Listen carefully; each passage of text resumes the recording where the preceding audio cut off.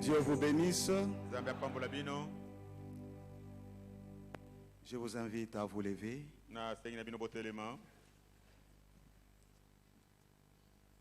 C'est un jour merveilleux. Combien il est bon. Et mon cœur veut l'adorer. Notre Seigneur est bon. Lui qui a fait tant de merveilles pour nous. Il est venu nous racheter. Il a donné sa vie en expiation pour nos péchés. Et il est allé à la gloire préparer une place pour nous. Son épouse. Avant de lire la parole de Dieu, je vous invite à incliner la tête et nous allons prier. Dieu bien-aimé,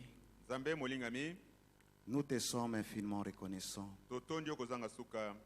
Nous voici ce matin devant ton peuple.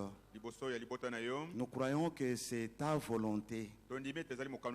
Nous sommes des hommes. Nous pouvons avoir des programmes. Mais il y en a qui ont été retirés et qui n'ont pas pu concrétiser leur programme. Nous avons trouvé grâce à tes yeux. Maintenant, nous allons lire la parole de Dieu. Notre prière, Seigneur, est que tu puisses me prendre sous ton divin contrôle, que tu puisses prendre l'auditoire, mes frères et sœurs, sous ton divin contrôle, même ceux qui pourront suivre cette étude au loin. Nous nous abandonnons à toi. Bénis la parole que nous allons lire. Au nom du Seigneur Jésus-Christ. Amen. Amen. Je vous invite à ouvrir vos Bibles dans Josué 24.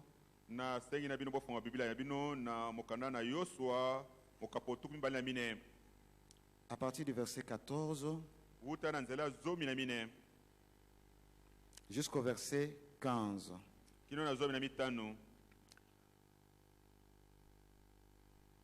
Maintenant, craignez l'Éternel et servez-le avec intégrité et fidélité. Faites disparaître les dieux qui ont servi vos pères de l'autre côté du fleuve et en Égypte, et servez l'Éternel. Et si vous ne trouvez pas bon de servir l'Éternel, choisissez aujourd'hui qui vous voulez servir. Ou les dieux que servaient vos pères au-delà du fleuve, ou les dieux des Amoréens dans les pays desquels vous habitez. Moi et ma maison, nous servirons l'Éternel. Nous allons aussi prendre dans Matthieu 4,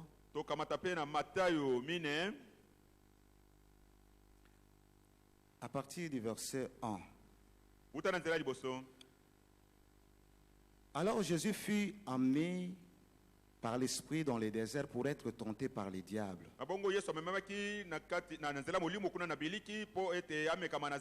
Après avoir jeûné pendant 40 jours et 40 nuits, il eut faim.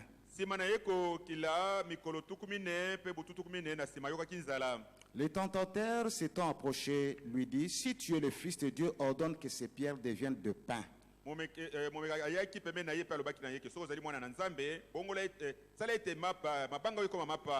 Jésus répondit: il est écrit, l'homme ne vivra pas de pain seulement, mais de toute parole qui sort de la bouche de Dieu.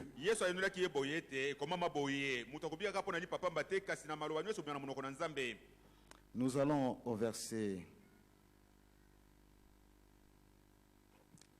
11.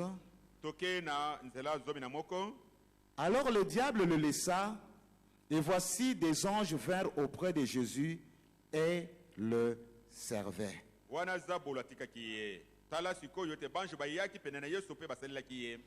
Donc à la maison, vous pourrez lire le chapitre 4 de 1 à 11.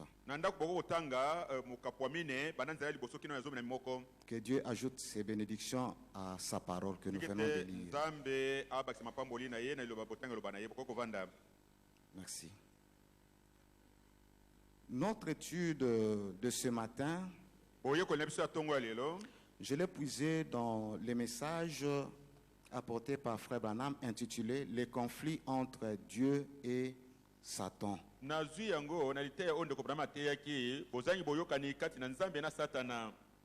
Donc c'est une étude sur les conflits entre Dieu et Satan.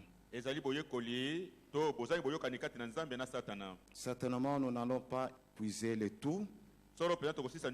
Nous pourrions continuer plus tard, si le Seigneur le permettait.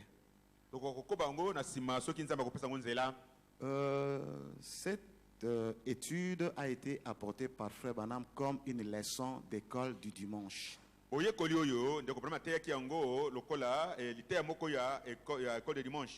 Le 31 mai 1962. Amen. Donc ceux qui ont cette brochure, ils pourront tout simplement aller et lire la prédication en question. Amen. Amen. Ok. La fois passée, dans notre leçon, dans notre classe d'adultes, dans notre étude, nous avons pu étudier le triple dessein du grand secret mystère de Dieu.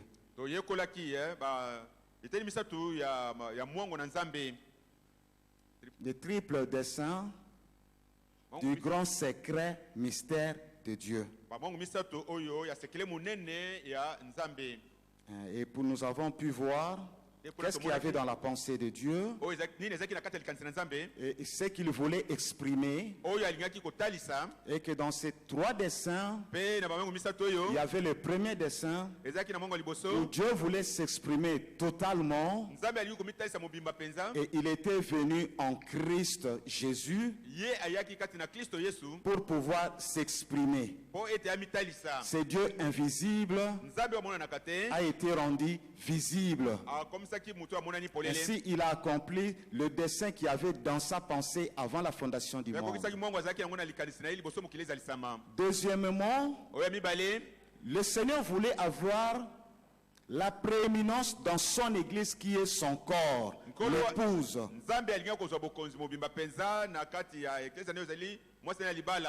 De sorte qu'en ayant la prééminence, il puisse s'exprimer par eux. Très bien. Là, c'était le deuxième dessein. Dieu voulait s'exprimer. Dieu voulait se manifester.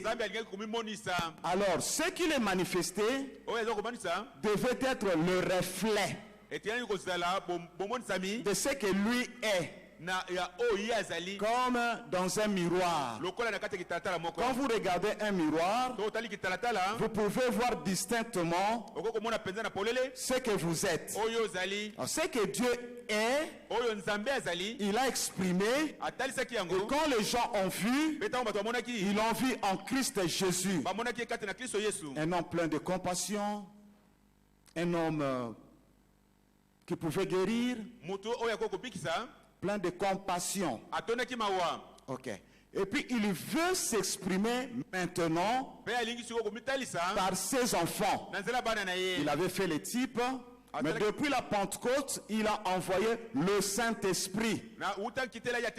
Ceux qui ont le Saint-Esprit entrent dans le corps de Christ. Et dans le deuxième dessein, Dieu, à travers ces corps de Christ, les croyants qui ont reçu le Saint-Esprit, qu'ils puissent exprimer ce que Dieu est dans ce monde. Et c'est ce qu'il est en train d'accomplir maintenant. Et c'est la raison pour laquelle il t'a mis, toi et moi, ici sur cette terre. Parce qu'à travers cette étude-là, nous avons pu voir d'où nous venons pourquoi nous sommes ici sur cette terre et où nous allons. Ce sont des grands secrets qu'il a exprimés. Et troisièmement, il voulait rétablir le royaume dans sa position correcte, dans sa position originale, perdue par le péché du premier Adam. Comme c'était quand il marchait avec son peuple dans la fraîcheur du soir. Il parlait avec eux, fraternisait avec eux. C'est ce que Dieu veut. Donc, à la fin, quand nous serons enlevés, nous vivrons éternellement avec lui. Il va communier avec nous. Nous allons le voir. Les anges seront là en train de voler. Nous vivrons éternellement. Dieu et sa famille. Dieu et ses enfants. Le diable et ses enfants ne seront pas là. Mais dans l'autre temps, pendant que nous sommes ici sur cette terre, le diable est là. Le troisième dessein de Dieu n'est pas encore accompli. Amen. Amen. Je pense que vous avez saisi notre étude passée. Parce que je l'ai dit, parce qu'il y a une conjonction avec l'étude de ce matin. Ce matin, c'est une étude du conflit entre Dieu et Satan. Parce que maintenant, nous sommes dans ces conflits. Amen. Amen. Donc depuis le ciel, quelque chose s'était passé. Lucifer ne voulait pas être ce qu'il était. Il voulait être Dieu. Il voulait qu'on l'adore. Parce qu'il y avait un seul être qu'on adorait.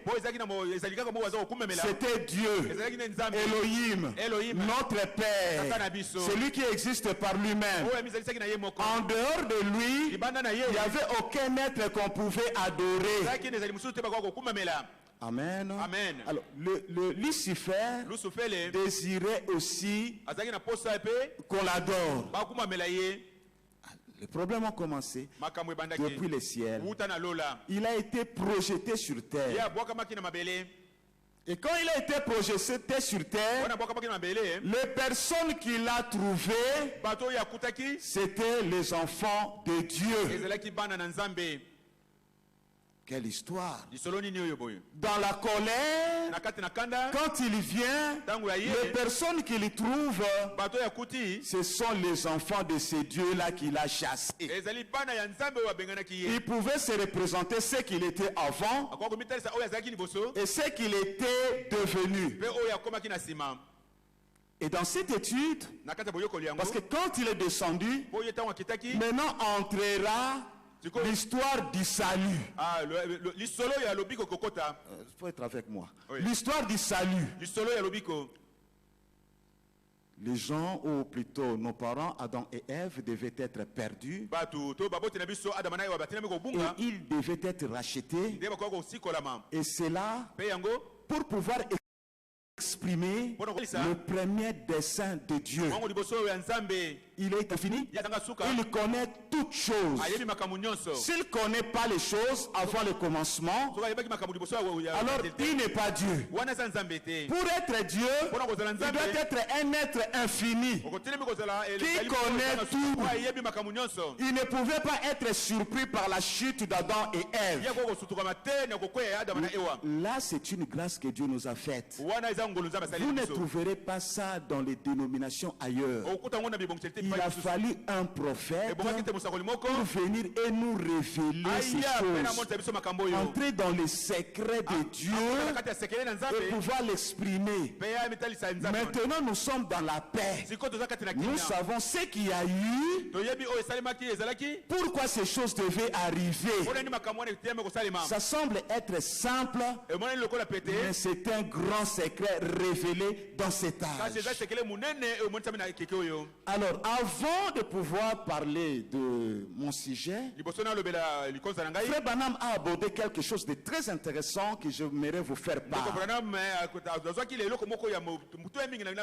Il a parlé de la preuve du salut. Même moi, quand je lisais cela, oh, c'était tellement merveilleux que ça m'a emballé. C'est vrai, la preuve du salut. Je prends quelques minutes pour ça. Nous devons savoir qu'en tant que fils de Dieu, fille de Dieu, tout nous appartient. Nous sommes ses héritiers. Nous sommes ses enfants. Les choses sont un peu voilées parce que nous sommes dans cette chair. Mais quand notre corps théophanique, le corps céleste, viendra pour se joindre à ce corps terrestre, ça deviendra un corps terrestre glorifié. Nous pourrions connaître et comprendre toutes choses. Et nos frères et sœurs en Christ qui nous ont précédés, là où ils sont, ils connaissent les choses que nous ne connaissons pas. Parce qu'ils sont dans leur théophanie, dans leur corps céleste. Amen. Amen. Chaque fils, chaque fille de Dieu a un corps céleste, a une théophanie. Amen. Amen. Alors, Israël, les enfants de Dieu, pour illustrer cela, Frère Branham dit que Israël était en esclavage. C'était, Dieu avait dit 400 ans. Bien qu'ils ont fait 430 ans, parce qu'ils avaient rejeté le messager que Dieu avait envoyé. Moïse un jour sortira, et il avait la lumière qui l'accompagnait. Il leur dira: il y a un pays où coule le lait et le miel, et que Dieu nous a donné. Vous ne serez plus ces conditions d'esclaves. Parce qu'un esclave, on pouvait le tuer. Quand le contremaître ou celui qui commandait était là, il disait: toi tu n'as pas fait tel travail, il peut le tuer. Un esclave, on pouvait prendre sa fille et en abuser. Il n'avait rien à dire. Quand ils travaillaient, ce n'était pas par leur volonté, c'était le travail qu'on leur imposait. Imaginez des enfants de Dieu. C'était un travail qu'on leur imposait et on pouvait tout faire. Oh, c'était tellement malheureux pour le peuple de Dieu. Ils étaient en pleurs. Alors, ils attendaient quelque chose. Et quand Dieu vient accomplir sa promesse, les gens se mettent à prier. Et Dieu enverra un messager prophète, un aigle, comme il a fait dans notre temps. Alléluia. Alléluia. Il nous a envoyé Élie le prophète, comme il avait envoyé Moïse en ces temps-là. Et le peuple est sorti de l'esclavage. Quand ils ont avancé, arrivé à Kadesh Barnea, le pays était là. Ils ont envoyé 10 espions. Il y avait Caleb et Josué. Eux, ils avaient reçu la révélation de ce que Dieu avait dit. Les autres espions n'avaient pas reçu la révélation.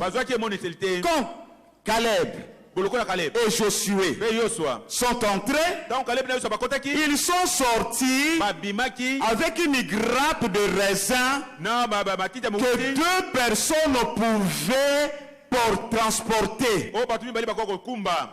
La preuve était là. Les 10 autres, ils ont tout simplement été incrédules en disant, nous avons vu des géants là-bas, des fils d'Anak. Non, nous ne pouvons pas. Nous ne pouvons pas entrer dans ces pays-là. Mais Josué s'identifiait en son nom. Car Josué voulait dire Jéhovah vainqueur. Amen. Jéhovah sauveur. Il était tout simplement cela. Josué typifiait Christ, les grands vainqueurs. Ils sont entrés, ils ont combattu et ils ont vaincu. Dieu leur avait donné l'intelligence. Même quand ils ont été là dans ces pays, Dieu était avec eux. Même dans l'esclavage en Égypte, Dieu était avec eux. Il regardait les années, il regardait le temps de l'accomplissement de sa prophétie.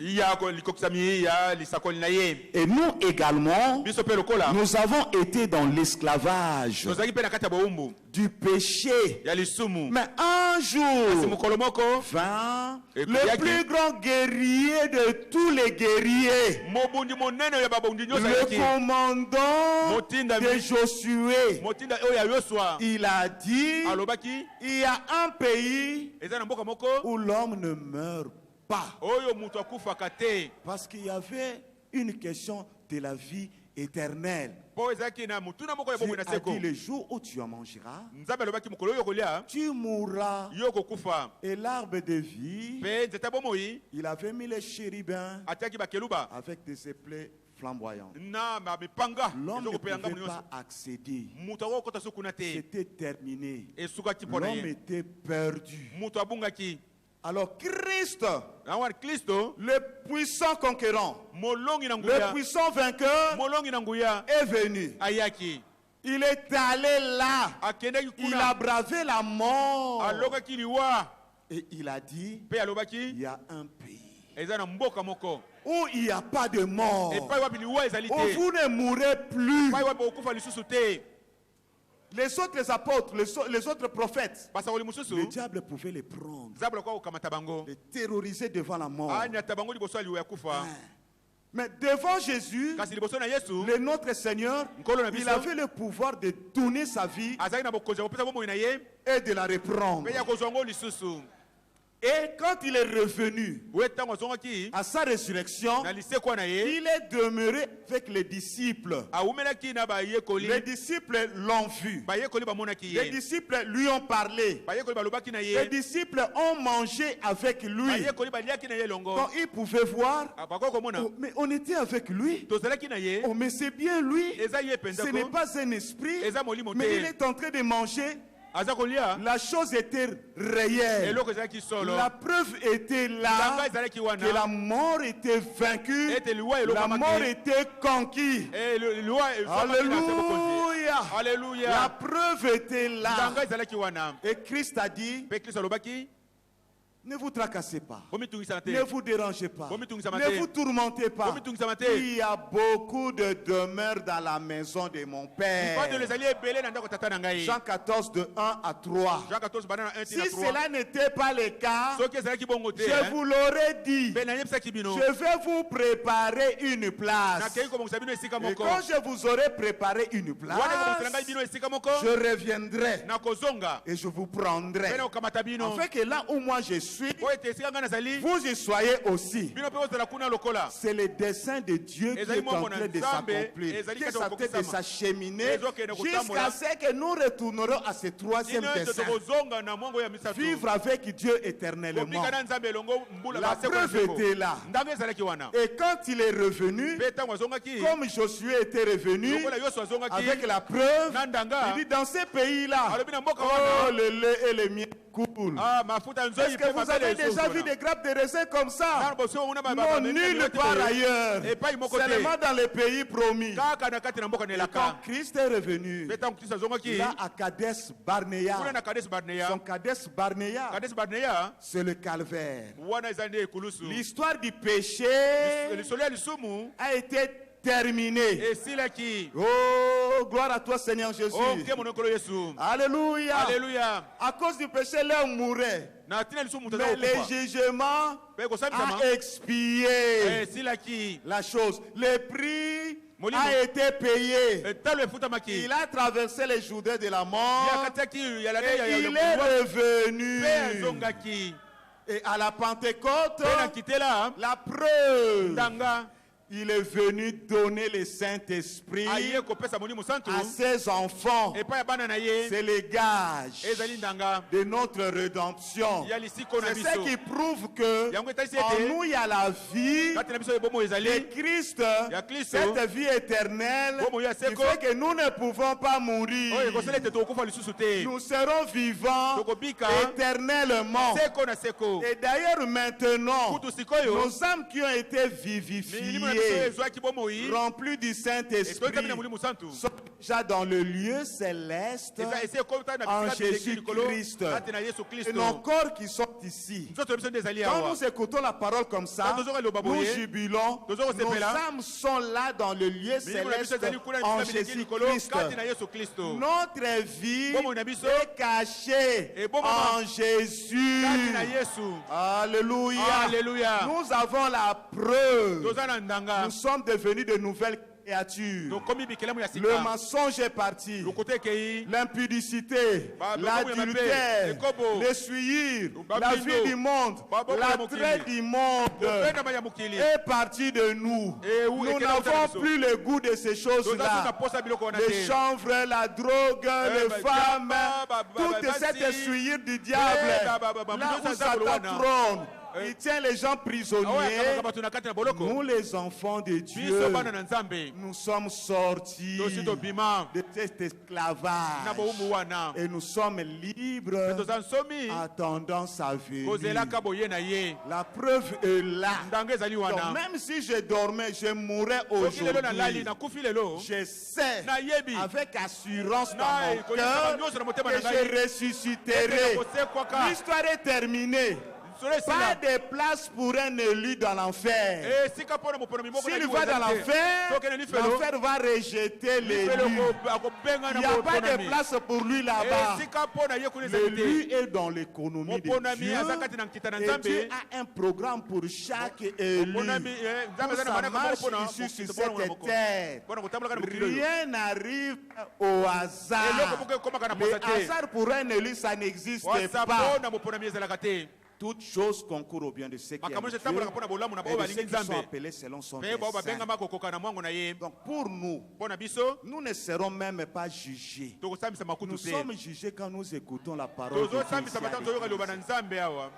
Le Seigneur a dit, celui qui écoute ma parole et qui croit à celui qui m'a envoyé a la vie éternelle et ne vient point en jugement.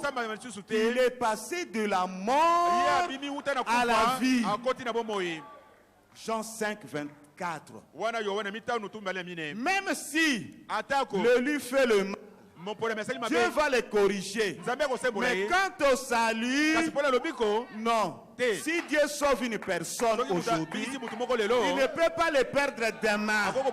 Parce que dans l'histoire du salut, il a mis les noms dans un livre. Le livre de vie de l'agneau pour son épouse. Donc personne ne peut retirer un nom là-bas. Alléluia. Même quand Moïse a dit que Seigneur, si tu veux détruire ce peuple, alors enlève mon nom de ton livre. Quelle équation pour Dieu. Dieu ne pouvait pas enlever le nom de Moïse.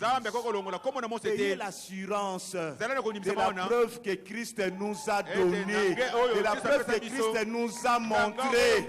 Marchez avec cette foi comme un enfant de Dieu. Alléluia. Alléluia. Alors il y a Oh Jésus, c'est tout simplement merveilleux. Et quand nous pensons à cela, nous savons qu'un jour, nous serons enlevés. Quand Frère Branham a parlé de cela, il a chanté « Je m'envolerai, je m'envolerai, oh gloire, je m'envolerai. » À la fin, alléluia, tout à l'heure, je m'envolerai. Je serai rajeuni à l'enlèvement. Hey. Je serai rajeuni dans les milléniums. Je serai rajeuni dans l'éternité. Je ne vieillirai jamais. Alléluia. Alléluia. Alléluia. Où est la place d'un sorcier? Les sorciers peuvent me bouffer moi. Oh, caché en Christ. Ah, laissez ces histoires-là. Vous reconnaissez votre position? Mais c'est fini.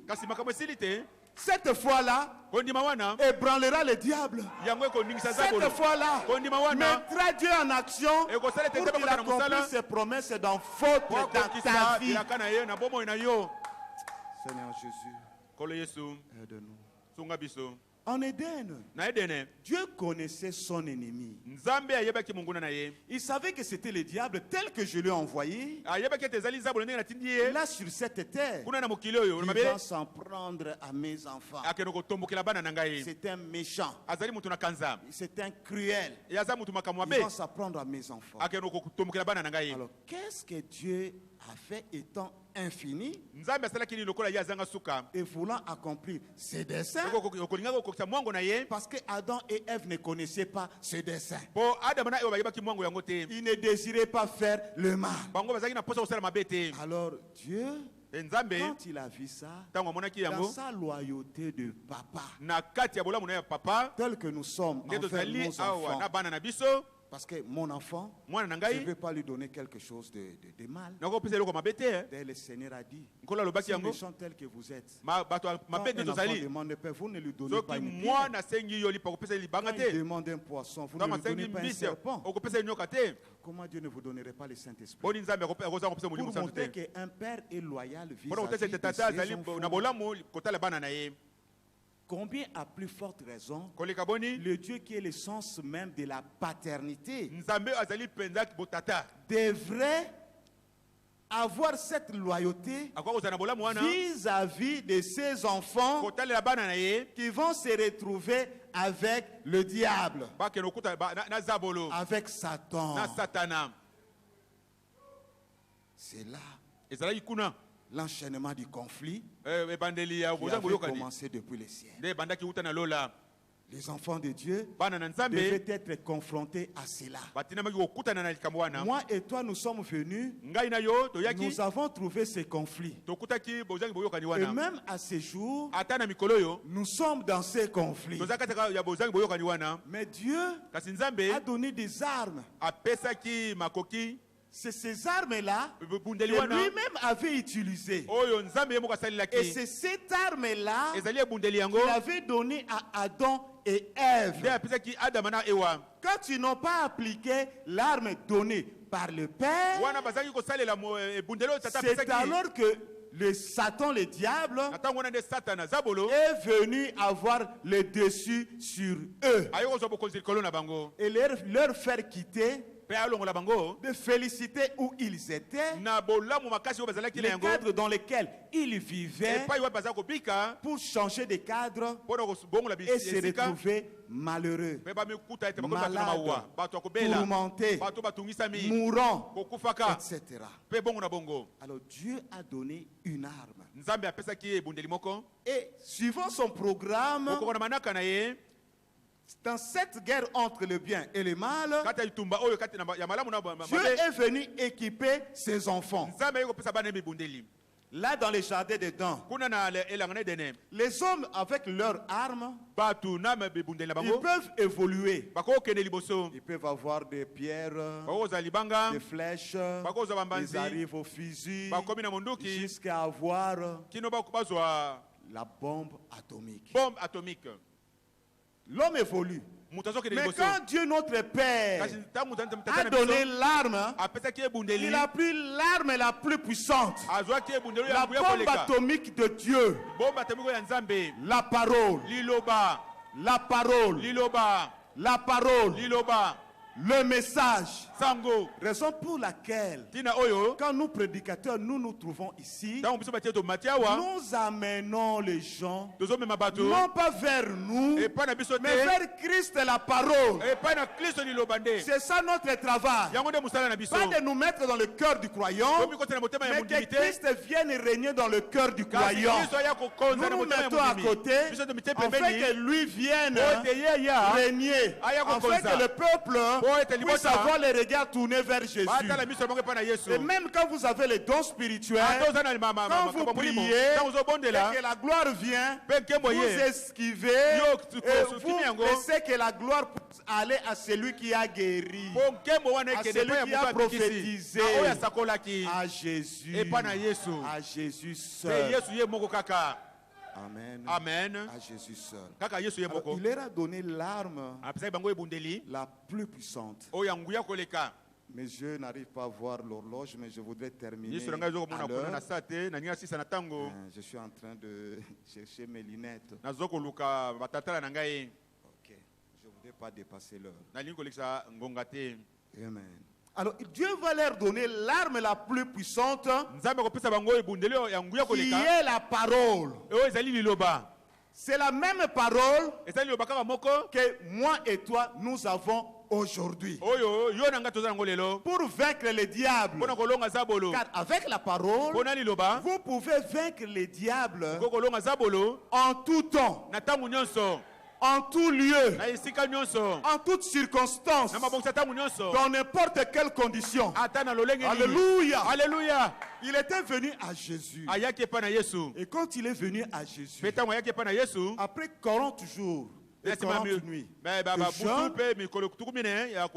il lui dira, mais tu peux prendre ces pains et plutôt ces pierres, les changer en pain. Le Seigneur avait faim. Mais le Seigneur n'est pas tombé dans le piège du diable. Il lui a répondu, l'homme ne vivra pas de pain seulement, mais de toute parole qui sort de la bouche de Dieu. Et là, le diable a reçu un coup. La bombe atomique de Dieu. Il est venu une fois, deux fois, trois fois. Alors il laissa le Seigneur tranquille. Il ne peut pas supporter la parole. Non, le diable ne le supporte pas. Les chrétiens les plus faibles, quand ils prennent l'épée de la parole, le manie, il peut tailler une brèche dans le rang ennemi, dans le rang du diable, n'importe quel démon, et Satan lui-même est obligé de céder. Comme la lumière, les ténèbres cèdent devant la lumière. C'est une loi de la nature. Les ténèbres s'enfuient devant la lumière. Quand les chrétiens que nous sommes pouvons saisir que nous avons une arme entre nos mains, nous n'aurons pas peur, nous nous attacherons à la parole, nous rechercherons ce que la parole soit dans notre vie et que notre vie devienne la parole. Nous chercherons à progresser spirituellement, à ce que la parole s'amoncelle, la parole s'amoncelle, pour que nous puissions croître, car nous marchons avec l'assurance que 10 000 tombent à ma gauche, que 1000 tombent à ma droite. Alléluia. Alléluia. Je dis, tu ne seras pas atteint. Tu marches avec assurance. Tu ne seras pas atteint aussi longtemps que tu as la parole. Cette arme atomique et que le diable ne peut pas tenir devant. Alors le diable, qu'est-ce qu'il fait afin que l'homme puisse ne pas se confier à cette arme qu'il a? Il donne un attrait. en utilisant le raisonnement humain. Je vais quand même lire. Parce que je suis en train d'avancer, je voudrais quand même lire ça.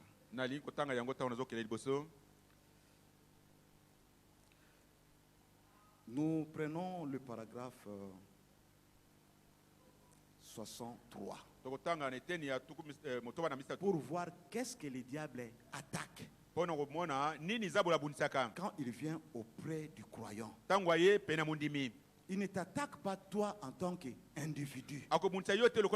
Il est en train d'attaquer quelque chose qu'il n'aime pas. Nous prenons paragraphe 63 du conflit entre Dieu et Satan. Satan en Éden, la première fois, quand il a lancé ses attaques pour attaquer la personne, comme il savait que les enfants de Dieu étaient à l'abri, parole. Alors Satan a attaqué la parole. Voyez, il n'a pas du tout attaqué l'être. Il a d'abord attaqué la parole. C'est ce qui lui vient attaquer en vous. Aussi longtemps que vous avez la parole de Dieu, vous ne pouvez même pas pécher. Parce que la parole est là. Vous êtes fortifié par la parole.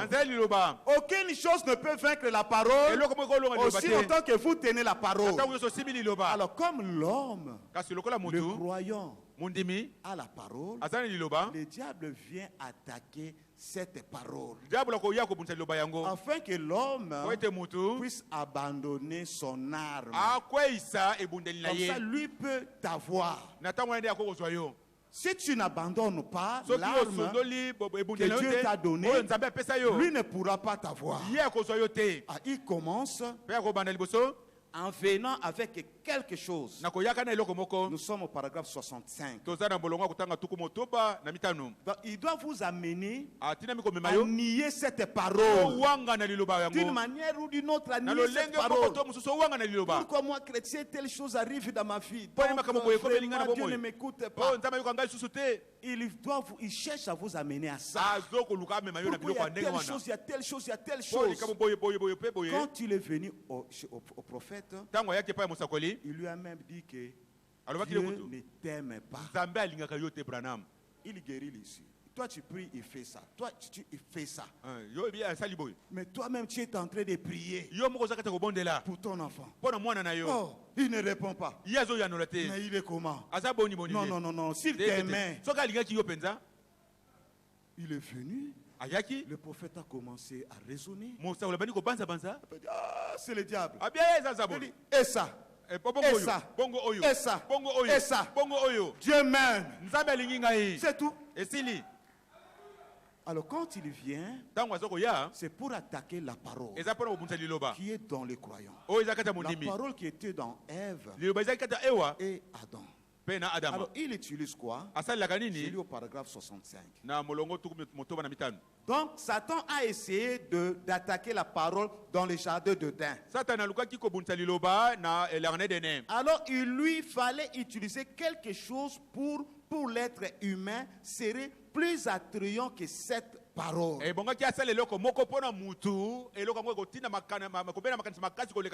Voyez, il lui fallait quelque chose qui serait pour l'être humain plus attrayant que la parole. Et vous savez ce qu'il a utilisé? Le raisonnement. Ce que nous appellerons tout simplement le bon sens. Voyez, alors c'est ce qu'il a utilisé et il a réussi. Donc c'est ce qu'il a utilisé tout le temps. Mais Dieu ne peut rien donner d'autre que sa parole. Parce que c'est ce que lui, il a choisi au départ. Et quand Dieu prend une décision, ça doit rester comme ça pour toujours. Et vous savez pourquoi cette arme est invincible? Parce que La parole, c'est Dieu. Donc Dieu il se prend lui-même, il se donne comme arme à ses enfants. Donc, rejeter la parole, c'est rejeter Dieu. Quand vous êtes devant le diable, exposé. Excusez. Satan a utilisé les raisonnements. Il a utilisé les raisonnements et il a attaqué la parole. Il a ébranlé Ève et l'a fait sortir du chemin. C'est vrai par des raisonnements. Le raisonnement humain. Ce n'est pas n'importe quelle manière où il amène l'homme à raisonner. Or, le seul moyen pour lui, pour elle, d'être amené à être incrédule à l'égard de la parole de Dieu,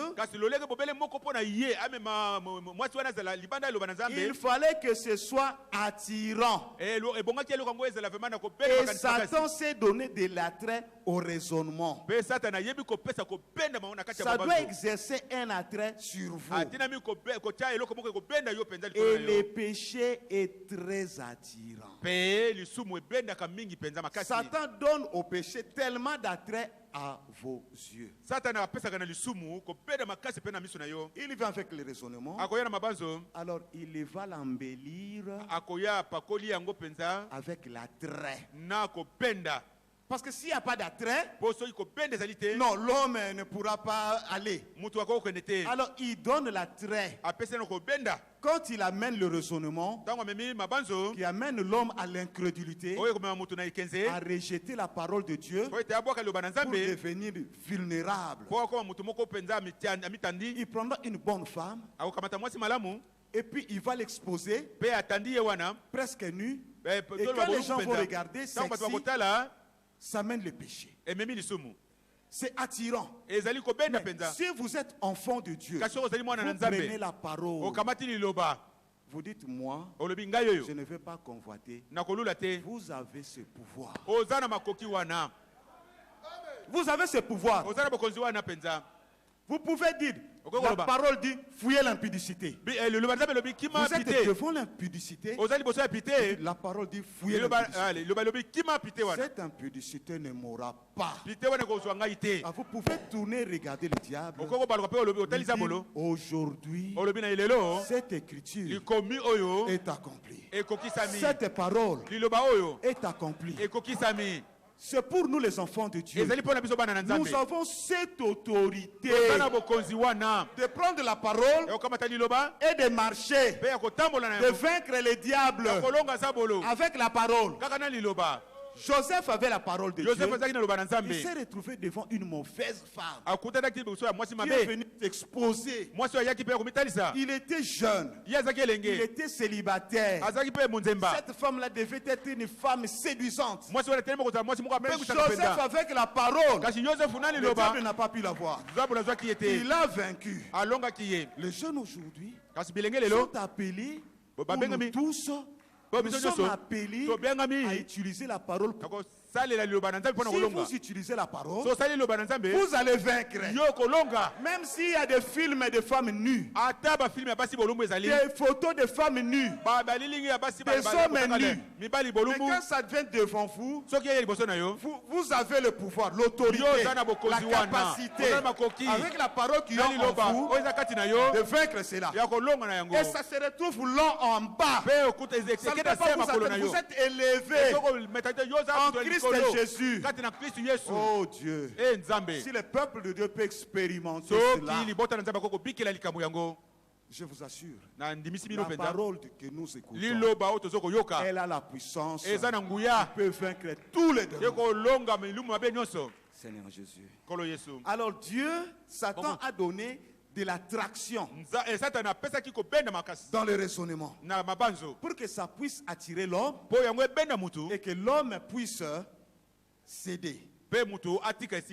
En touchant une femme, l'homme est en train de vous toucher. Vous, filles de Dieu, est-ce qu'il n'y a pas de parole pour briser cet esprit-là? Parce que c'est le diable qui est en train d'agir. C'est un conflit. Et dans ces conflits-là, lui, le diable, il veut te vaincre. Il veut t'écarter de la parole. Alors ton Dieu, le Dieu que nous avons, il est tenté de regarder la scène. Qu'est-ce que mon enfant fera? Excusez-moi, ce n'est pas une prédication, mais c'est une leçon pour que nous puissions réaliser la force que nous avons devant nous et comment nous pouvons parvenir à le faire. Oh Jésus. Le diable peut venir combattre une église, combattre un ministère. Et les gens ne réalisent pas comment le diable est en train de t'attaquer. Ils entrent dans cela. Alors que c'est justement ce que le diable recherche. Si vous prenez Christ et le mystère de Dieu révélé, je pense qu'autour des pages 13, le frère Bana montre comment le diable peut attaquer une église. Comment il entre et invite le peuple de Dieu à être avec leur pasteur. Je n'ai pas le temps de vous lire ça, peut-être à une autre occasion. C'est Christ et le mystère de Dieu révélé. Je me suis dit, mais comment le frère Branham a placé ça ici? Une chose, je me suis dit, ça ne peut pas être par hasard. Il a placé ça là-bas. Le diable est en train d'envahir le foyer, les églises, les familles. Il est dans un combat. Maintenant, nous, enfants de Dieu, nous devons nous réveiller pour savoir que nous sommes dans un combat et que nous devrons rencontrer les diables tous les jours de notre vie. Est-ce que vous me suivez? Tous les jours de notre vie, nous devrons rencontrer les diables. Nous devons les croiser quelque part. Soit la nuit ou le jour. Mais tous les jours, nous devrons les croiser. Tous les jours, alors nous sommes appelés à faire usage de la parole. Voyez par exemple comment le diable attaque le ministère. Frère Branham avait sa fille, sa petite fille. Bébé, qui commençait à pleurer. À pleurer. À tel point que le prophète ne savait vraiment pas s'y mettre dans la parole de Dieu parce que l'enfant pleurait à tout moment. Et vous savez qu'est-ce que Dieu lui a dit? J'ai dit ça fait bien des années. C'est le diable qui est en train d'attaquer ton ministère. Le diable peut venir. Il dit pas de ministère. Ça n'existe pas. N'écoutez que le bande. Mais c'est merveilleux. Le bande, c'est l'absolu. Le bande, c'est le message que le prophète a apporté. Mais le diable ne dira pas que dans la parole de Dieu, dans l'ordre de l'Église, il est dit que quand le pasteur sort, il va saluer l'Église, il prend son cahier, il va lire la parole de Dieu et il va apporter le message.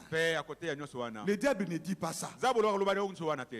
Le diable ne dit pas que le pasteur peut apporter la parole dans l'école du dimanche. Le prophète en parle dans l'ordre de l'Église, 1963, paragraphe 189 à 191, et au paragraphe 64 et 65. Vous pourriez lire ça à la maison. Le diable ne dit pas ça. Mais quand il présente le bande, il veut l'opposer au ministère. Ça ne peut pas être la pensée de Dieu. Jamais. C'est Dieu qui a institué le ministère. C'est Dieu qui a aussi mis le ministère des bandes. Et ça va de pair. Les ministres prennent dans la bande. Mais la bande ne peut pas s'opposer au ministère. Et ce que Dieu a mis là dans l'ordre de l'Église, est-ce qu'on doit l'effacer? Le diable ne dit pas que je suis en train de supprimer la parole de Dieu, d'enlever la parole de Dieu. Et vous verrez un enfant de Dieu gober cela par le raisonnement. Il y va. Une ruse du diable pour détruire le ministère. Quand le diable attaque une église puisqu'il est en conflit, il peut prendre quelqu'un et il va le faire sortir de l'église. Il a fait sortir les gens du Branham Tabernacle. Ça n'a pas dérangé Frère Branham pour dire les personnes là, c'est une personne mauvaise et tout ça. Non. Même le diacre, si on se fâche contre un diacre, la personne sort de l'église. Frère Branham dit, vous devez prier. Et après, on peut aller voir la personne pour savoir de quoi il s'agit. C'est la parole de Dieu qui dit ça. Alors si vous l'appliquez, vous aurez un résultat. Parce que cette personne-là qui est sortie du Branham Tabernacle, il y a une raison, peut-être contre un diacre, mais il faut qu'on écoute aussi les diacres. Parce que Frère Branham l'a dit dans Zaché, l'homme d'affaires, dans cette prédication, où il dit que vous ne pouvez pas vous donner une idée sur quelqu'un sans l'avoir écouté, vous basant sur ce que quelqu'un d'autre vous a dit. Il dit, nous ne devrions pas faire cela. Donc le diable entre pour briser la parole. Mais si vous êtes dans la parole, vous verrez comment il agit. Et vous allez demeurer dans la parole de Dieu. Et il dit, si cette personne-là sort, les diacres vont les suivre. Mais s'il ne veut pas rentrer, il est libre. S'il ne veut pas rentrer dans le tabernacle, il est libre. Moi, le prophète, il est sorti, il est perdu. Tout ça. Non. Avec l'esprit de Christ, Branham dit qu'il priera pour que ces chaises-là qui sont vides, Dieu envoie des gens pour remplir de nouveau la chaise. Est-ce qu'il y a une histoire là-bas? Rien. La parole prend cette histoire, donne la pensée de Dieu, et puis c'est tout. Il n'y a rien, il n'y a pas d'histoire. Tout s'accomplit selon le programme de Dieu. Alors nous devons saisir l'arme que nous avons. Des fois nous nous époumonons en disant aux gens, faites attention. Voilà comment le diable attaque. Des fois les gens ne saisissent pas. Quand nous parlons de critiques, ils ne saisissent pas tellement. C'est attirant. Il faut continuer les sous-sous sur quelqu'un. C'est attirant, c'est embelli. Dans la parole de Dieu, ça ne se trouve pas. C'est une manière que le diable a pour diviser et détruire les églises. Alors, quand les enfants de Dieu ont la parole, quand ces choses arrivent dans leur propre vie, dans leurs affaires, dans leur foyer, dans leurs églises, dans leur famille, partout, ça ne peut pas les atteindre. Le diable s'arrête parce que la parole est présentée. Donc saisissez et nous devrons présenter au diable la parole de Dieu. Ainsi nous sommes invités à lire la parole, à méditer la parole tous les jours, à lire même un chapitre de la Bible tous les jours, un chapitre. Moi aussi je dois faire l'effort pour lire. Je fais l'effort pour lire la Bible tous les jours, mais un chapitre quelquefois je ne pense pas. Donc je suis aussi amené à lire un chapitre de la Bible tous les jours, parce que c'est ce que le prophète recommande. Que Dieu vous bénisse. Amen. Amen. Je finirai par acheter une montre pour mettre ici, afin que je sois vraiment pile à l'heure. Je remercie le frère Kassongo pour m'avoir prêté sa Bible. Et j'ai utilisé mon appareil. Et puis, il y a une très bonne nouvelle. Le pasteur a repris aujourd'hui. Donc nous serons heureux de l'accueillir quand il viendra. Nous sommes dans la joie. Quand papa revient, les enfants sont dans la joie. Amen. Nous voulons que le Seigneur puisse les rajeunir, les garder dans la parole, et qu'ils soient toujours dans la position qu'il a dans la parole de Dieu. Amen. Qui ont apporté leur Bible? Ça c'est bon. Qui n'ont pas apporté de Bible, Oui, ça peut arriver. Maman, on vous avait donné une Bible. C'était en lingala. Ok, donc maman a raison de ne pas avoir la Bible. Je vais vous donner une Bible en lingala. Okay, je vais m'y atteler pour vous remettre une Bible. Mais aux autres, veuillez passer les paniers des offrandes.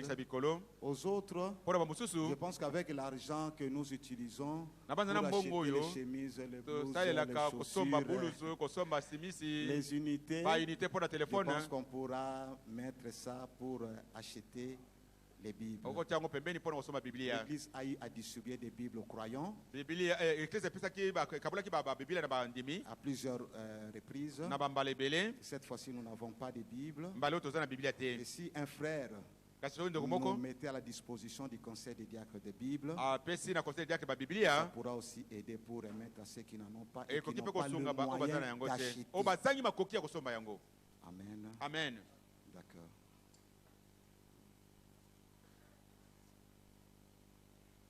On a déjà fait passer les paniers d'offrande. Veuillez patienter. Juste après la prise des offrandes, je vais prier et congédier l'église pour une pause de 15 minutes. Veuillez m'excuser pour les temps que j'ai pris. Je commençais plus ou moins à 9h03, 9h05. À 9h. 3 ou 5. Maintenant, il est 10h07.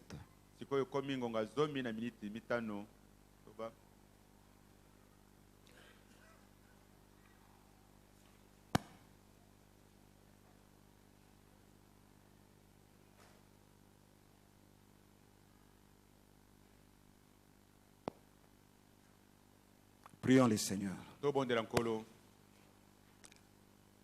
Dieu bien-aimé, nous te sommes reconnaissants.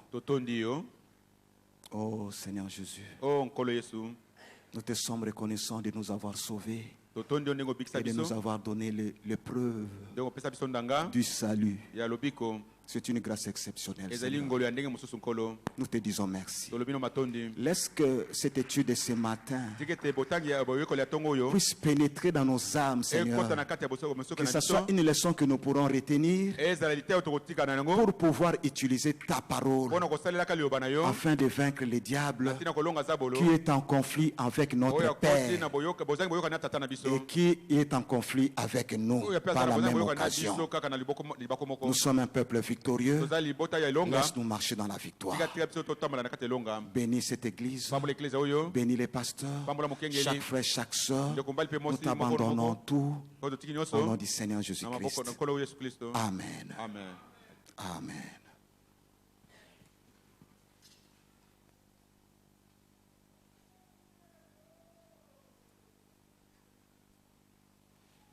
Si vous avez terminé pour la prise d'offrande de ce côté, veuillez sortir.